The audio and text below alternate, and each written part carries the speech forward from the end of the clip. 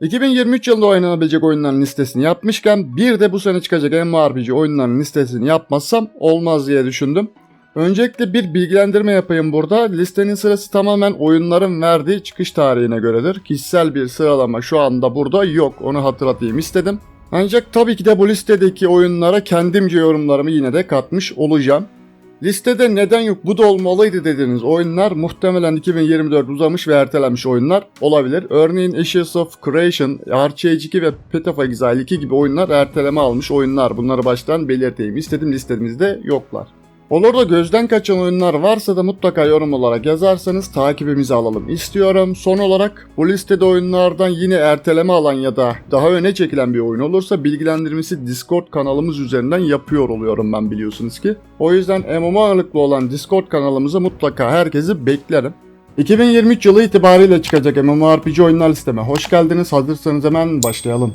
Videoya başlarken çok ufak bir bilgilendirme hemen daha vereyim istiyorum. Bildiğiniz gibi oyunların çıkış tarihleri verilirken birinci çeyrek, ikinci çeyrek gibi tarihler kullanılıyor. Bunların tarihlerini şu an ekranda görüyorsunuz. Bu çeyrekler hangi aralığa geldiğini video başlarken böyle belirtmek istedim. Çünkü çok yerde bunları kullanacağız.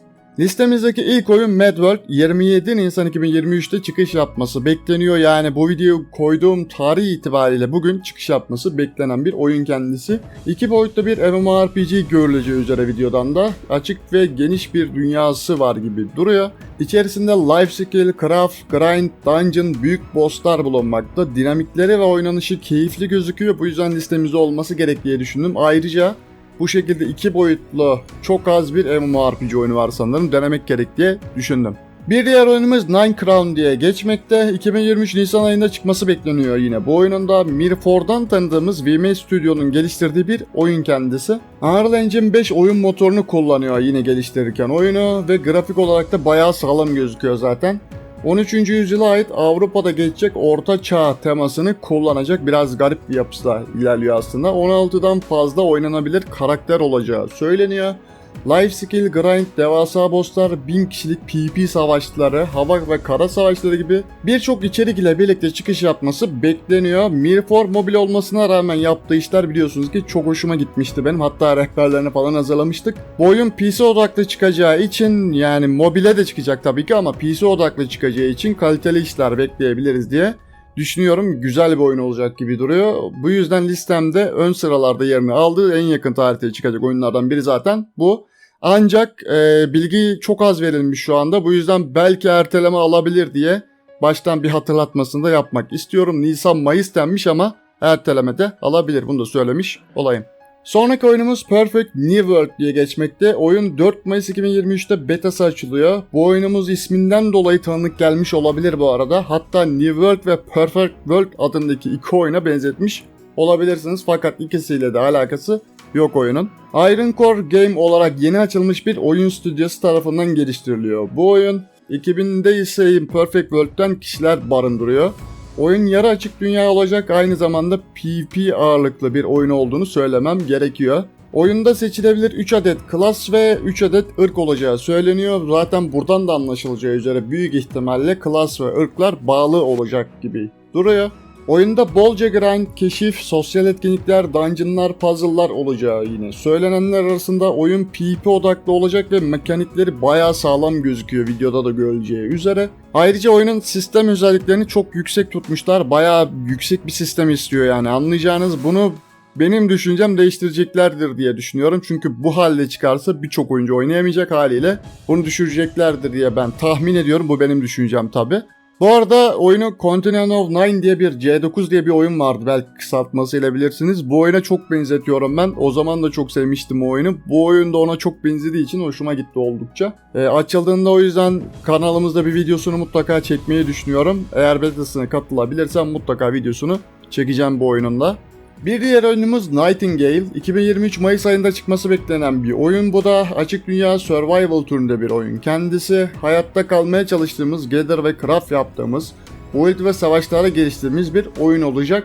Farklı bölgelere ve evrenlere geçeceğimiz söyleniyor. Bu oyunda ayrıca yine dungeonlar ve büyük bosslara karşı kapışacağımız bir oyun olacak. Hikayesi ve oynanışı keyifli duruyor. Ayrıca klan ve bölge savaşları olacağı yine söyleniyor. New World'e çok benzettiğim bir oyun bu yüzden ve listemize de yerini aldı zaten. Bakalım çıktığında göreceğiz nasıl bir oyunmuş, inceleyeceğiz. Listede en çok beklenen oyunlardan biri yine bu sanırım Blue Protocol. Amazon'un yayıncılığını alması sonucu ne zaman çıkacağı tam olarak kestiremediğim oyunlardan biri kendisi. 2023 Haziran denmiş ama bakalım bekliyoruz.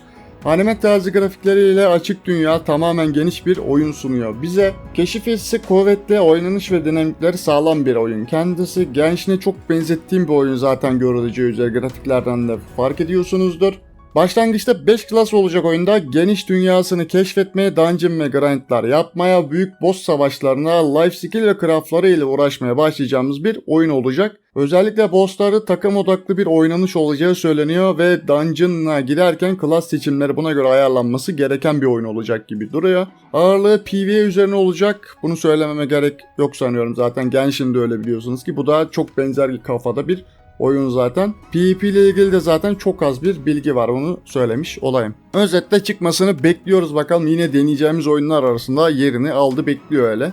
Geldik bu listedeki benim en çok beklediğim oyuna. Throne and Liberty adındaki NCSoft tarafından geliştirilen bir oyun kendisi. 2023'ün 3. çeyreğinde çıkacağı söyleniyor bu oyunun da. Geçenlerde bir haberi çıktı. Amazon'la bir anlaşma sağlandı. Duyuruldu, artık yayıncısı Amazon oldu. Bu yüzden çıkış tarihi yine bir çarkantılı olabilir bu yüzden. NCSoft'un oyunlarını çok seven ancak pay to win sebebiyle çok da şikayet eden bir oyuncu olarak bu oyunun iyi olmasını umut ediyorum. Çünkü NCSoft'un birçok oyununda bu tarz şikayetleri görüyoruz biliyorsunuz ki. Umarım hatalarından ders almıştır diyorum çünkü bu oyunu gerçekten bayağı merakla bekliyorum. Açık dünya ve sağlam grafiklere sahip bir oyun görüldüğü üzere şu an videoda görüyorsunuz zaten. BDO kadar geniş ve içeriği bol olacağı söylenmişti bir videosunda. Oyunun geniş dünyasında grind yapacak, dünya bosslarıyla savaşacak, life skill ve etkinliklere katılacak, bolca PvP yapacağımız bir oyun aslında. Ayrıca devasa klan savaşları ile de öne çıkmıştı. Belki hatırlarsınız, bununla ilgili bir video yayınlanmıştı ve bayağı da sağlam gözüküyordu. Hava durumuna göre değişen etkinlik ve olayları zaten birçok yayıncı ve videodan duymuş ya da görmüşsünüzdür diye yine tahmin ediyorum. Yağmurlu havada işte elektrik yeteneklerinin farklılık göstermesi gibi böyle birçok detaylı farklı özellikler olacağı söyleniyor. Bu da bizi heyecanlandıran detaylardan bazıları o yüzden. Çok geniş ve kaliteli bir oyun bizi bekliyor özetle. 3. çeyrekte çıkacağı söyleniyor. Dediğim gibi sabırsızlıkla beklediğim oyunlardan biri, özetle yayınlandığında mutlaka kanalımda oynuyor ve videosunu yine çekiyor olurum muhtemelen. Diğer oyunumuz War of Dragonox adındaki New World'e fazlasıyla benzettiğim bir oyun kendisi. TPS bakış açısıyla non-target olarak oynayacağımız bir oyun. Açık dünya bir MMORPG oyunu kendisi. Gather, Life Skill, Craft, Grind, Raid ve Dungeon'lardan oluşan bir içeriği var. Ayrıca PvP ağırlıklı bir oyun olduğunu da söylemem gerekiyor. Büyük dünya bosslarına ve fena değil diyebileceğim bir oynanışı var gibi gözüküyor. İçerisinde özel etkinlik ve eğlenceli aktivitelerinde olacağı söyleniyor. Açıldığında detaylarıyla birlikte inceleyeceğimiz bir oyun olacak özetle deyip bakalım, bekliyoruz. Bir sonraki oyunumuz yine Kore'den, hatta BDO'dan bildiğimiz Kaguya Games'in bir oyunu. O adamlar ne kadar çok RPG oyunu yapıyor ya. Neyse, bu oyunumuzda yine sağlam mekanik ve dinamiklere sahip action RPG bir oyun olacak. Anime realistik diyebileceğimiz bir grafik stiline sahip, sci-fi öğeleri bulunduran bir oyun kendisi. Oyunda 5 klas bulunmakta ve bildiğimiz klasların sci-fi halleri gibi düşünebiliriz diyebiliriz aslında. 2023'te çıkacağı söylenmiş ama erteleneceğini düşündüğüm oyunlardan bir tanesi, çünkü çok az bilgi verildi bu sıra. Yarı açık dünya bir oynanışa, bolca dungeon ve grind'e maruz kalacağımız bir oyun gibi duruyor. Şimdilik çok detay yok ne yazık ki. Oynanış ve grafikleri çok sağlam gözüküyor. Sabırsızlıkla beklediğim oyunlardan biri ama dediğim gibi ertelenme ihtimali yüksek bir oyun. Videoda fark ettiğim bir şey ise mekanikli dungeonlarda bu arada. Lost Ark'ın TPS haline benzetiyorum. Keyifli olacak gibi duruyor bu arada. Detayları aldıkça paylaşmaya devam edeceğim. Mutlaka Discord kanalından falan zaten paylaşıyor olurum. Beklemede bu oyunu da diyelim.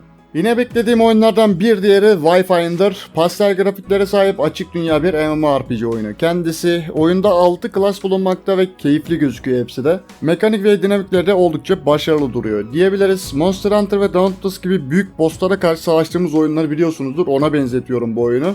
Büyük bosslara karşı savaştığımız, craft ve geliştiriler yaptığımız bir oyun olacak bu oyunda. Dungeon ve özel yetkinlikler olacağı söyleniyor ama çok detay verilmemiş bu konuda. Ayrıca özel keşif hissinin arttıracak ödüller ve bulmacalar olduğu da yine söylenmiş. PvP konusunda ise çok az bilgi verilmiş durumda ve deneyimlerime dayanarak zayıf olduğunu düşünüyorum ben. Çünkü bu tarz oyunlarda biliyorsunuz ki çok PvP olmaz. Sanıyorum PvE odaklı bir oyun olacak gibi diyebiliriz. Merakla bekliyoruz ama açıldığında videosu gelecek mutlaka yine kanalıma deyip beklemedeyiz bu oyunu da. Listedeki oyunlar arasında en farklı dediğim oyun Ashfall sanırım. Geçtiği zaman ve bölge itibariyle çok farklı bir yapısı var.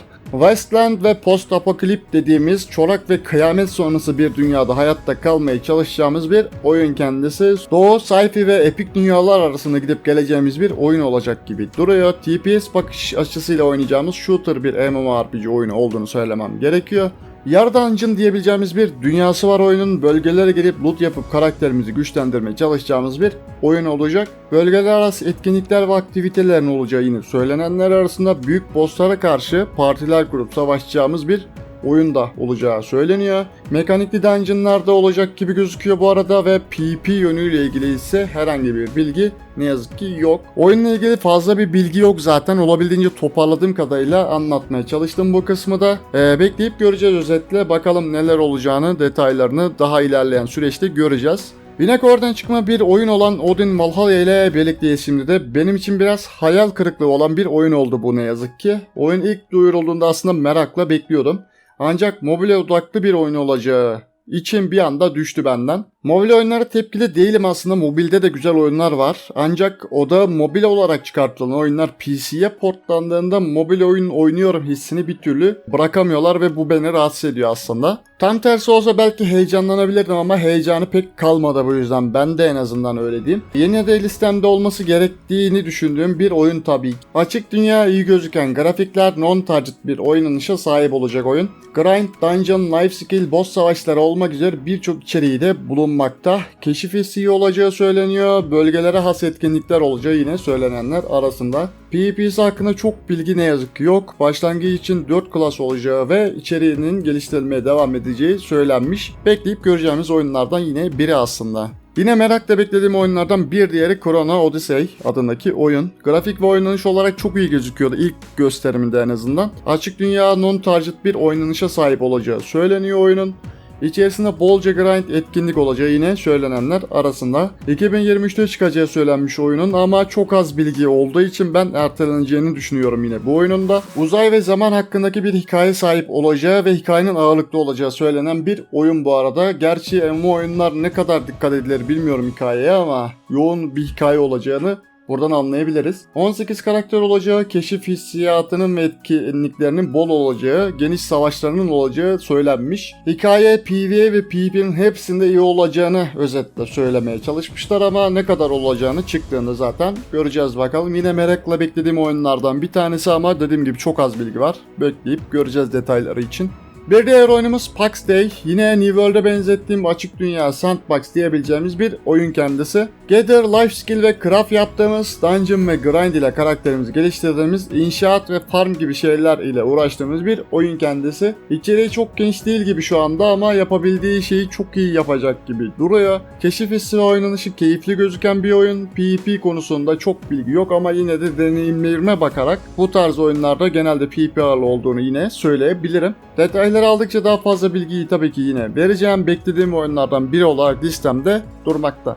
Listedeki yine farklı diyebileceğim oyunlardan bir tanesi Palya. Oyunun temeli itibariyle hayat simülasyonu olarak geçmekte. Öyle mob kesmek, grind yapmak falan gibi şeyler bu oyunda yok sanıyorum. Gerçek anlamda kafa dağıtmalık oyun aslında. Zira oyun tam anlamıyla life skill üzerine kurulu diyebiliriz. Ancak bunu çok detaylı ve başarılı yapmışlar gibi duruyor. Grafikleri pastel oynanış, non-target diyebiliriz. İçeriği tamamen hayatta kalma üzerine. Görevler yapacak balıkçılık, çiftçilik, avcılık, toplayıcılık, craft, aşçılık gibi görebileceğiniz tüm life skill özelliklerini taşıyor ve oldukça da detaylı diyebiliriz bu oyun için. Kendi evinizi inşa etmek, topladığınız ve yaptığınız işlere göre malzemelerinizi satıp daha farklı malzemeler ve geliştiriler yaptığımız bir oyun olacak. Ve bunu da MMO olarak yapacak. Herkes arsasını vesaire alarak işte geniş bir şekilde yapabileceğimiz bir oyun olacak. Herkesin bir arsası, bir evi vesaire olacak gibi düşünebilirsiniz. Farklı bir MMO olacak görüldüğü üzere. Ben de o yüzden merak ettiğim için listemde olması gerektiğini zaten düşündüm. Bakalım nasıl bir deneyim olacak, birlikte göreceğiz, inceleyeceğiz. Detayları aldıkça da paylaşmaya devam edeceğiz zaten. Beklemedeyiz bu oyun içinde. Sonraki oyunumuz Corepunk. Pastel grafiklere sahip izometrik bakış açısıyla oynanan bir action RPG oyunu kendisi. Tamamen açık dünya demişler ama yarı açık dünya gibi geldi bana videodan izlediğim kadarıyla. Lost Ark'ın pastel ve daha tatlı hali diyebiliriz aslında sanırım. Grafikleri oldukça hoş gözüküyor. 12 tane klas olacak oyunda ve kahraman olarak geçiyor bunlar. Aslında hafif MOBA havası da aldım oyuna. Zaten klas değil de kahraman demişler görüleceği üzere. Açık dünyada görevler ve grind yapacağız. Dungeon'ları keşfedeceğiz. Life skill ve craftlarla uğraşacağımız bir oyun olacak. Ayrıca oyunun PvP odaklı olacağını da söylememiz gerekiyor sanıyorum. Zira PK açıp boss savaşları sırasında birbirimize gireceğimiz sahneler paylaşılmış videoda. Çok fazla detay yok aslında ama merak ettiğim oyunlardan bir diğeri yine diyebiliriz. PvP odaklı oyunları seviyorum. Bu yüzden listemizde olması gerektiğini yine düşündüğüm oyunlardan bir tanesi. Beklemedeyiz, bakayım detaylarda incelemeye ve takip etmeye devam ediyor olacağım. Listemiz aslında bitti ancak 2 tane bonus oyunu daha eklemek istedim listeme. Zira biri Türk oyunu zaten, biri de son anda çıkacağı duyurulan ve listeme dahil olan bir oyun kendisi. Passfade tam anlamıyla Survivor MMORPG diyebileceğimiz Mortal Online kafasında bir oyun aslında. Ancak MMORPG öğelerini de yedirmişler gibi duruyor zaten. Bu yüzden listeme eklemek istedim. 5 tane klas var oyunda ve PvP ağırlıklı diyebiliriz bu oyun için. İtemlerin çoğunu life skill ve grind ile elde ediyoruz. Açık dünya ve non-target bir oynanışa sahip bir oyun ayrıca. Oynanış konusunda Soul-like türünü baz almış da diyebiliriz bu arada. Keşif ve dünyası zayıf gözüküyor birazcık ne yazık ki ama genel itibariyle Survival, Soul-like ve MMORPG türlerini karıştırması itibariyle benim ilgimi çekmeyi başaran bir oyun oldu. Oyun hakkında çok fazla bir detay yok ve ikinci alfası açılacak yakında. Bu yüzden dedim ki listemde dursun, bir deneyip deneyimledikten sonra tekrardan yorumlarımızı yaparız. Evet, listemizdeki son oyun ile karşımızdayız. The Queenfall adındaki Türkler tarafından geliştirilen bir oyun kendisi. Daha önce kanalımda videosunu çektiğim Kayra Online'ın geliştiricileri yapıyor bu oyunu da. Kayra Online ve Rise Online için söylediğim bir şey vardı bu arada. Tekrar etmek istiyorum burada da. Eski tip oynanış olan target sistem ve mob kes item yap devre olan oyunlar artık piyasada çok kalamıyor biliyorsunuz ki. Özellikle globale oynayacak bir oyun yapıyorsanız güncele yakalamanız lazım. MMORPG'ler için biliyorsunuz ki bolca içerik ve güncel bir oynanışı yakalamanız gerekiyor. The Queenfall için bu sebeple sevindim aslında. Zira bu oyunda günceli yakalayabilmişler gibi duruyor sonunda. Oyun için bilgileri gelecek olursak açık dünya ve non-target bir oynanış olacak gibi duruyor. Life skill ve bölgesel etkinlikler olacak gibi yine. Ayrıca oyunun PvP ağırlıklı olacağı söyleniyor. Gerek grafik gerekse oynanış olarak hiç de fena durmuyor ayrıca oyun. Gerçi grafikler ve animasyonlarda birazcık zayıflık var gibi ama yine de iyileştirmeler yapılır sanıyorum bunun için. 2023'te betası olacakmış. Kod alabilirsek deneyimlerimi yine sizlerle paylaşmayı umuyorum. Sonunda potansiyeli yüksek bir Türk MMORPG oyunu görmek beni sevindirdi açıkçası. Beklemedeyiz bakalım bu oyun içinde diyelim ve listemize ekleyelim. Evet, böylece listemizin sonuna da gelmiş bulunduk. Sıralama dediğim gibi tarihe göre yapılmıştır. Tam tarihi ve kaçıncı çeyrekte çıkacağı yazılanları öne doğru çekmeye çalıştım. Sona doğru eklediğim oyunlarsa direkt sadece 2023 yılı için demişler. Herhangi bir tarih verilmemiş. Bunun da yine tekrardan hatırlatmasını yapayım istedim. Yani şu 2023 yılı diyen oyunlar şu anda da çıkabilir. 2024 yılına da ertelenebilir diyelim. Bir MMO oyuncusu olarak her birini tabii ki de deneyimleyip kanalımda paylaşmaya çalışacağım. Twitch yayınlarımda, gameplay kanalımda oynayıp serisini yapmaya ve incelemesini de bu kanalda yine paylaşmaya çalışacağım mutlaka. O yüzden kanallarımı takip etmenizi tavsiye ederim özetle. 2023'te bizi bolca oyun bekliyor göreceğiniz üzere, ancak bu oyunların büyük çoğunluğu senenin sonlarına çıkacak gibi gözüküyor. Sabırsızlıkla yeni oyunlar denemeyi bekliyorum ben de bakalım. Umarım videodan keyif almışsınızdır ve sonraki videolarım sabırsızlıkla bekliyorum. Sonraki videolarda ve içeriklerde görüşmek dileğiyle diyorum. Sevgiyle ve oyunla kalın dostlar. Görüşmek üzere.